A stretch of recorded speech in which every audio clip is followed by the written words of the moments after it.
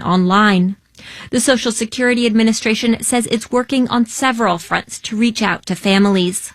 For parents like Roberta Biskin, SSI is a lifeline, but a fragile one. I feel like there has to be a change, a desperate change. She and others hope the program can become simpler and stronger for everyone's sake. For NPR News, I'm Gabriela Emanuel.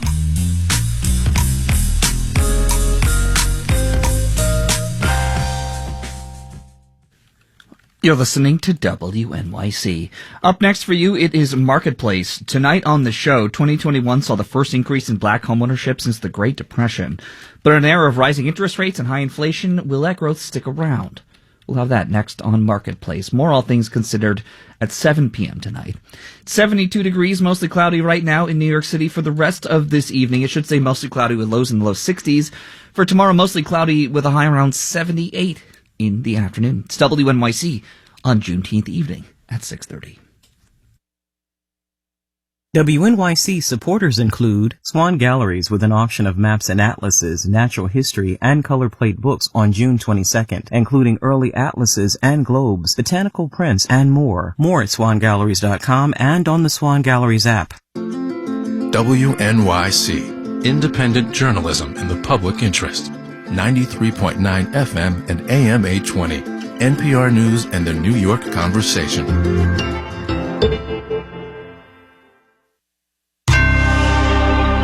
Marketplace is supported by Unisys, whose app modernization cloud solutions helps businesses create new cloud-native apps to unlock powerful insights and optimized performance. Unisys, keep breaking through. How being black in America can affect where you live and what kind of water you drink. Plus, whiskey fungus. From American Public Media, this is Marketplace.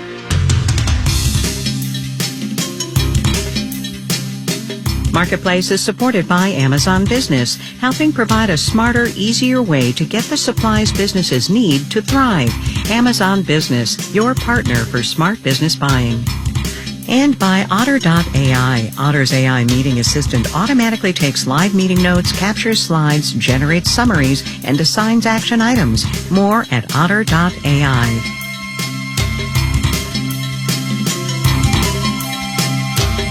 In Washington, D.C., I'm Kimberly Adams in for Kai Rizdal. It's Monday, the 19th of June. It's good to have you along on this Juneteenth. In every month so far this year, home builders have become more optimistic about the market for new houses. That's according to a survey out this morning from the National Association of Home Builders. It seems that buyers are adjusting to higher mortgage rates, and new homes are playing a bigger role in the housing market more generally. Marketplace's Stephanie Hughes starts us off. Alicia Huey builds custom houses in Birmingham, Alabama. She says one thing that makes her feel good about the market for new homes compared to this time last year is that it's easier to get the materials to build them. She's also learned to order appliances she needs as soon as she starts putting up 2x4s. The last house that I just finished, we had to order garage doors as soon as we started framing, which she says didn't used to be the norm. Huey is also chairman of the National Association of Home Builders and says there's clear demand for these new homes, especially as high interest rates have kept owners of existing homes from selling. Now, NAHB chief economist Robert Dietz says new construction makes up a much bigger chunk of the housing stock for sale. Typically, it was about 12%, so roughly about 1 out of 10 homes being new. Today, it's 1 out of 3. Getting more housing inventory on the market is key to controlling the price of shelter overall. Both owner-occupied and rental housing has gone up 8% in the past year. Realtor.com chief economist Danielle Hale says increased construction could help, depending on what gets built. Especially if builders try to meet the needs of not just trade-up buyers, but more entry-level buyers. But Hale points out the prices of both labor and supplies remain high, and it's historically been more profitable to build fancier houses for people who can pay more than to build starter homes that are more affordable. I'm Stephanie Hughes for Marketplace. Stock markets are closed today for the holiday, but capitalism never takes a day off. We'll have the details when we do the numbers.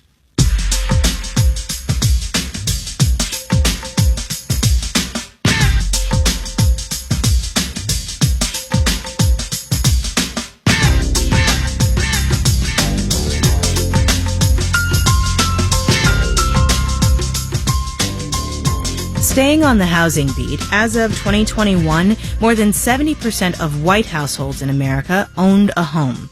For black households, only around 44%, according to the National Association of Realtors. The black home ownership rate actually ticked up a bit during the first 2 years of the pandemic. At the time, mortgage rates were near historic lows. But since the Fed started raising rates, that momentum is slowing. Marketplace's Matt Levin reports. The foreclosure crisis of the late 2000s hit black households especially hard. After reaching a peak in 2005, black home ownership dropped and stagnated. But in 2020, those numbers started creeping up, says Zhang Choi at the Urban Institute. There has been an increased share of younger black homeowners during this period. In 2021, about 54% of black home buyers were below age 45. Historically low mortgage rates lifted home ownership across racial and ethnic groups, but since 2021, mortgage rates have more than doubled. Choi says that's especially hard on black home buyers, who on average have less cash on hand for large down payments. Those who put lower down payment are more sensitive to rate changes, so we would think that on average, black home buyers are more sensitive than white. Homeownership data for last year isn't out just yet, but George Washington University Business School professor Vanessa Perry fears what a prolonged period of higher rates could mean for black home ownership and wealth building. To the extent that black households are not homeowner households, that is the driver behind the colossal wealth gap. And while mortgage rates have shot up, housing prices aren't tumbling down. Brian Green at the National Association of Realtors says if he could choose any one policy to fix the racial homeownership gap, building several million new houses throughout the United States. Green says that in the long run, boosting supply is the only way homeownership becomes more attainable for more black Americans. I'm Matt Levin for Marketplace.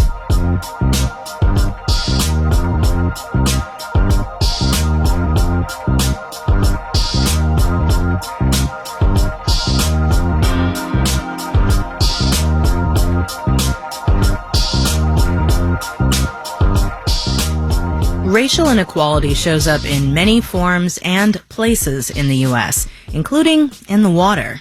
Flint, Michigan, and Jackson, Mississippi are just two examples of poisoned water in predominantly black communities.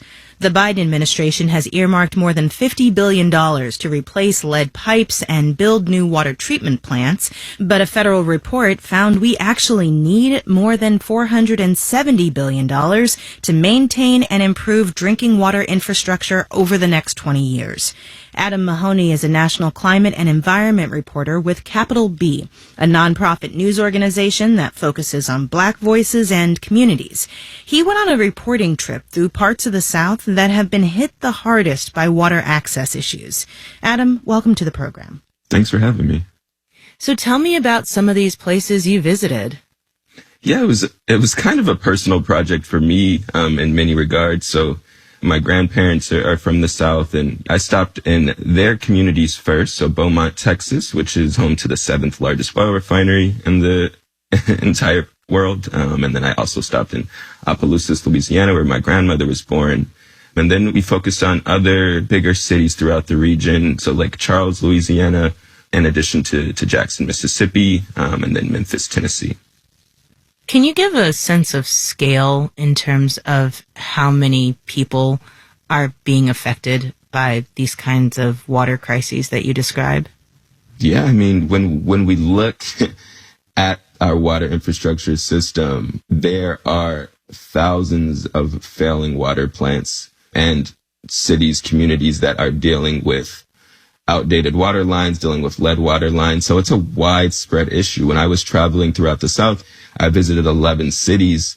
Every single city had water problems, recently had a water boil notice within the last year, had reported having brown water trickling through their faucets. So this is something that is widespread, and it is found at every level from rural to urban.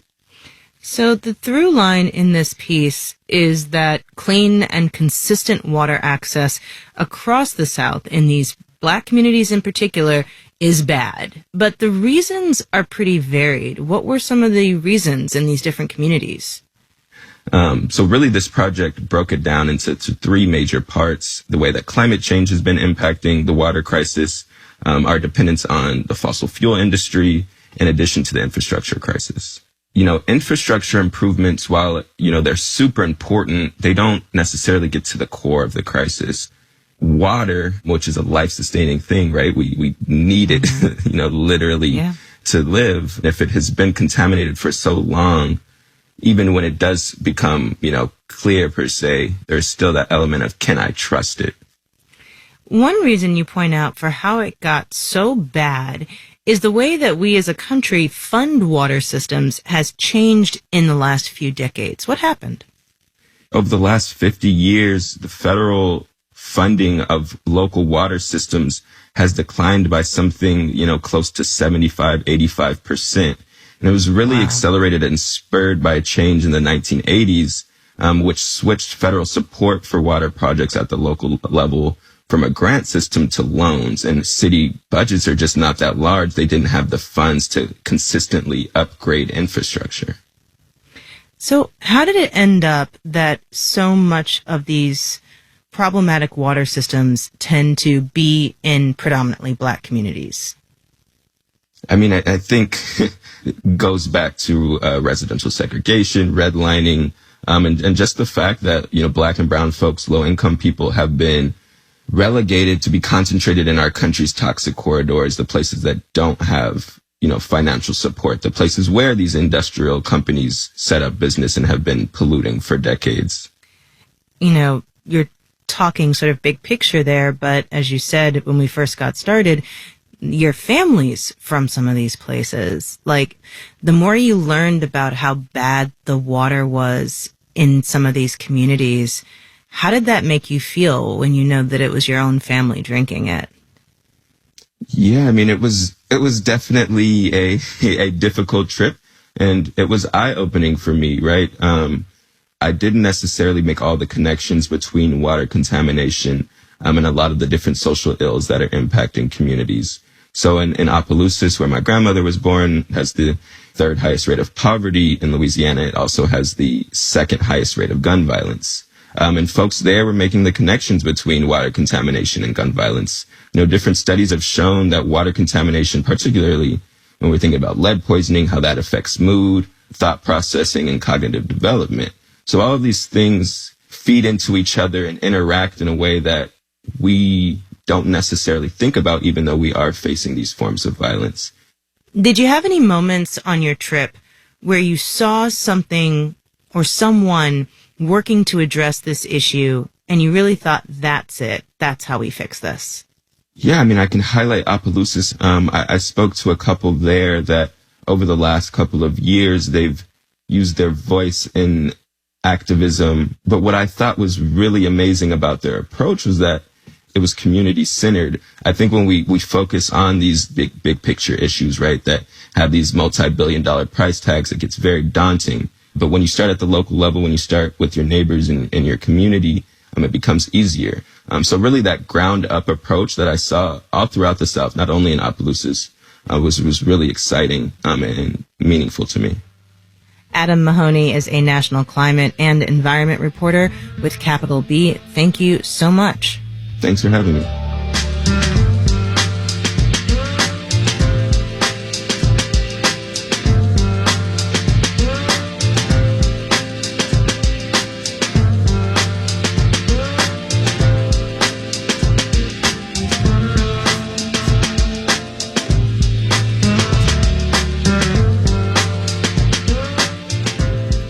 According to Pew Research, in 28 states and here in the District of Columbia, Juneteenth is not just a federal holiday, but a state one as well, with state and local government offices closed and state employees getting a paid day off.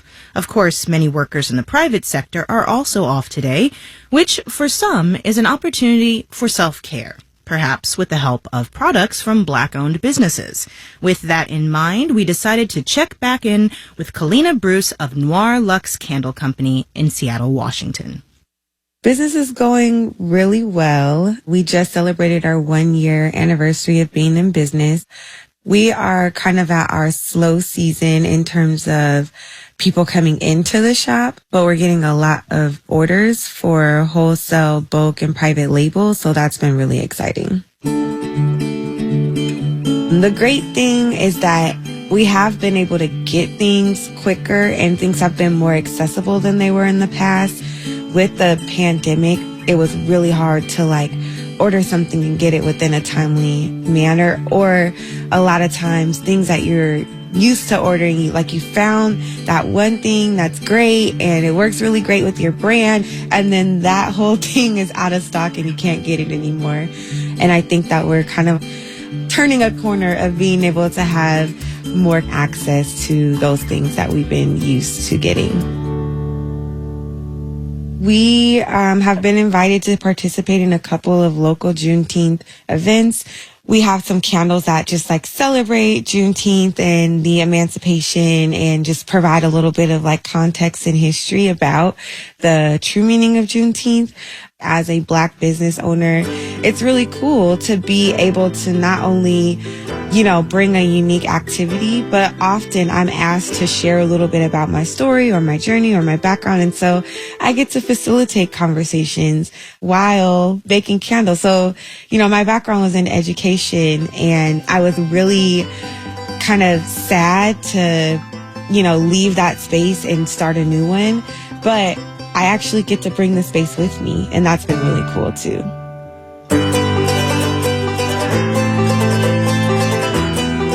Kalina Bruce, owner of Noir Luxe Candle Company in Seattle, Washington. We can't do this series without you, so let us know what's going on in your economy at marketplace.org/myeconomy.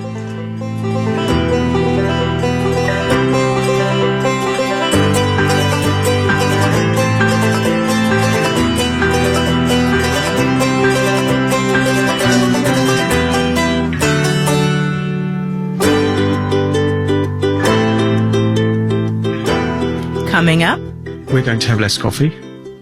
Gonna have some grumpy people, but first, let's do the numbers. U.S. markets are closed today in observance of Juneteenth, but let's take a look at some more Black-owned businesses.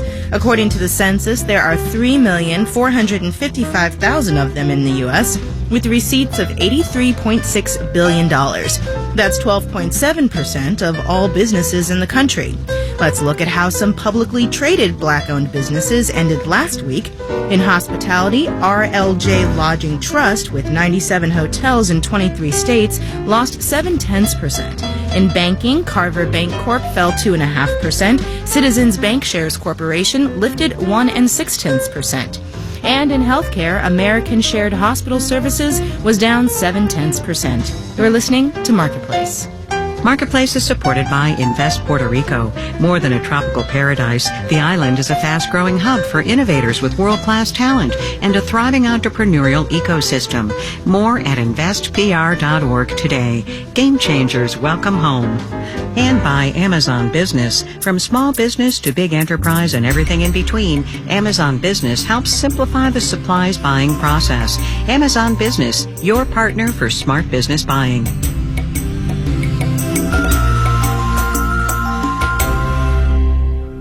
Support for WNYC comes from New York Presbyterian, where data scientists and doctors from Columbia and Weill Cornell Medicine are working together to one day help patients get a better prediction of their future health. Stay amazing. New York Presbyterian. On the next Brian Lehrer Show, our climate story of the week is a climate story for the generations. 16 young people, largely teenagers, are suing the state of Montana, claiming its fossil fuel policies violate the state constitution, which includes a right to a clean and healthful environment. It's the first of many youth climate lawsuits to actually go to trial. Also, UFT President Michael Mulgrew. The Brian Lehrer Show, weekdays at 10 a.m. on WNYC. You're listening to Marketplace on WNYC. In the 7 o'clock hour of All Things Considered, we'll hear from mountaineer Kirstie Ennis about her decision to descend Mount Everest just 200 meters from the summit. That story and more at 7 o'clock on All Things Considered. Stay with us. This is Marketplace. I'm Kimberly Adams. So this weekend, I went to a bourbon blending class, packed with dads who got the opportunity as a gift for Father's Day. And it makes sense as a gift. Whiskey is now one of the top-selling spirits in the U.S., and a large part of that growth comes from Jack Daniel's. Last year, the company reported a 20% increase in sales of its signature Tennessee liquor. For one rural town, a side effect of the whiskey boom has been whiskey fungus. Back in the day, government agents used to track illegal moonshine production by searching for whiskey fungus. But today, it's causing headaches for business owners and nearby residents. From Tennessee, WPLN's Caroline Eggers has more. On a recent humid afternoon, Patrick Long fires up a pressure washer at his family business. It's a wedding venue in Mulberry, Tennessee. A picturesque white mansion, manicured landscaping, and a sprawling green lawn. Long says the entire place routinely gets covered in black, crusty whiskey fungus. The only way we get it off the house or the structures is with a chemical base, so it's 50% bleach, 50% water. From his property, he can see one of the newest warehouses built by Jack Daniel's. Each warehouse can hold tens of thousands of wooden barrels full of aging whiskey. And as it ages, whiskey slowly emits ethanol into the air. That's what the whiskey fungus eats. Long has to power wash his venue every few months to get rid of the fungus, and he hires help. I can't just squirt a pressure washer up on a 30-foot roof. And within a few months, the fungus is back. And Long says people don't want to get married at a venue covered in black mold. Number one, my business has been destroyed. And number two, there's nothing I can do about it. And now our property is worth considerably less than probably what we paid for it. Up close, whiskey fungus looks soft, almost powdery. But it's really hard to remove. It has this microscopic superglue. It clings to roofs, windows, even stainless steel. The fungus is not known to harm humans. The spores aren't airborne like many fungi. You don't see a lot of cells of this thing represented in the air. University of Toronto mycologist James Scott says there's very little research on whiskey fungus. It's very understudied, and almost anything that you can learn about it, whether you're a professional or an amateur, is new information. We don't know much about how it spreads, but scientists can point to at least one potential culprit: snails. Snails seem to really like eating this stuff. The fungus is not unique to Tennessee. Spores are all over the world, but the black crust only seems to sprout up next to distilleries and bakeries. To stop its spread, Vanderbilt University mycologist Antonis Rokas says, the only way to eliminate the black fungus from the area would be to somehow filter the ethanol. That's standard practice for big brandy distillers in California. Tennessee doesn't require ethanol filtration systems, and Jack Daniel's says it isn't voluntarily planning on installing them. A single unit can cost several $100,000. In a statement, the company said air filters would affect the taste of its product, but did not explain how. Jack Daniel's declined to provide an interview. Back at the manor, Patrick Long says the fungus has killed off much of his and his neighbor's landscaping. He runs his hand along the branches of a bush that's completely coated in black. Some of the branches are so brittle they snap like potato chips with light contact. And if you go up there and put your fingers on it, it just cakes off in your hand. You can pretty much fill your hand up with it. Landscaping is pretty crucial for a wedding business, and Long says there are no temporary fixes. It's not like he can power wash plants or trees. In Mulberry, Tennessee, I'm Caroline Eggers for Marketplace.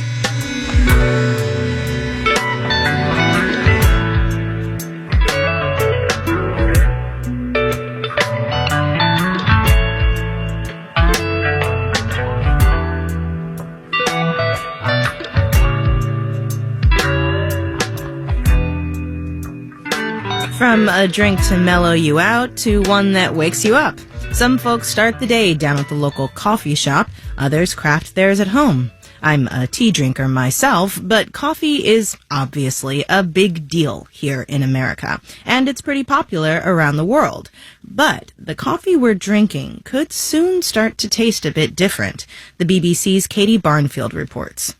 The US is the second biggest importer of coffee in the world, with $680 million worth brought in last year, according to the global trade research company, the Observatory of Economic Complexity. With numbers like that, it may be hard to believe, but the coffee market is fighting for survival. Martin Kinyua is from the Mutera Farmers Cooperative in central Kenya. He says climate change is damaging crops of traditional beans like Arabica and Robusta. You cannot say when the short rains are coming, and that means that the quality and the quantity of coffee is affected. The Fair Trade Foundation works to support coffee farmers around the world. Eleanor Deans is its sustainable sourcing manager. By 2050, as much as 50% of the global surface area currently used for coffee farming will no longer be suitable. Dr. Aaron Davis, a leading coffee expert in London, agrees the industry is reaching crisis point. We're already seeing the influence of extreme weather on coffee production. We need additional coffee crop species that are able to grow under altered conditions. He says if we don't adapt, we're going to have less coffee. Prices will go up, which is unfortunate for us as consumers. But I think the real hit and the real jeopardy is for farmers. The coffee industry is now turning to a different, tougher type of bean called Liberica, which is mainly grown in the Philippines. One place that serves it is Romulo Cafe in West London. The owner is Chris Joseph. When we were growing up in the Philippines, we drank Barako coffee, which is a mix of Liberica and Arabica. Liberica is sweetish. Some of the big players in the coffee industry, like the global importer Volcafe, are now investing in these beans. Hannah Rizki is global head of research there. She says the industry has to persuade farmers to make the switch. It's up to us to give them a price incentive to try these new varieties and to try and adapt to these new varieties. Without the farmers, we won't have a cup of coffee, but we also won't have a business. She says companies need help to convince farmers to switch crops. She wants governments to get involved and promote different varieties. Eleanor Deans from the Fair Trade Foundation is warning the solution isn't that simple. She says farmers are also struggling with inflation and skyrocketing production costs and aren't getting a fair price for their crops, which means time is running out to safeguard the future of coffee farming. Parents in these coffee communities often are encouraging their sons and daughters to move out of coffee because they don't see a future there. Volcafe says it expects global stocks of coffee to fall to record lows in 2023. So as well as having to get used to coffee tasting differently, we might also find our caffeine hits are in shorter supply. I'm the BBC's Katie Barnfield for Marketplace.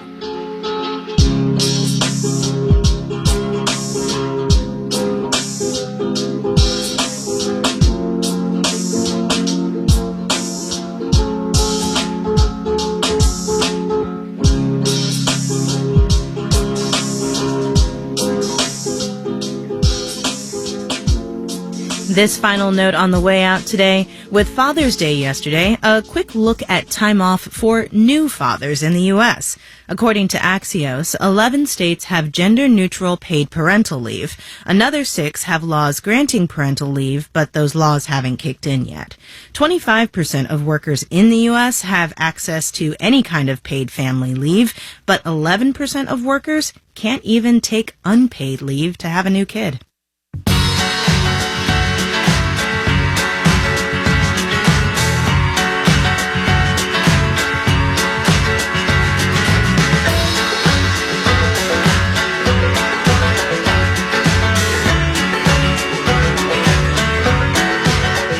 Marketplace is supported by Buyside from the Wall Street Journal, an independent commerce site designed to help consumers make smart decisions with their time and money. WSJ.com/Buyside. Here's your moment of economic context, climate change edition. Global warming has opened up more of the Arctic for trade and tourism. The U.S. will have its first deep water port in the Arctic in Nome, Alaska, once a more than $600 million expansion of the existing port on Alaska's western coast is completed. The new port will be able to host bigger cargo ships, an expanded military presence, and cruise ships of up to 4,000 passengers. So tourists can get an up-close and personal view of the consequences of climate change. Our daily production team includes Livy Burdett, Andy Corbin, Richard Cunningham, Nicholas Giang, Maria Hollenhorst, Sarah Leeson, and Sean McHenry. I'm Kimberly Adams. We'll see you tomorrow, everybody.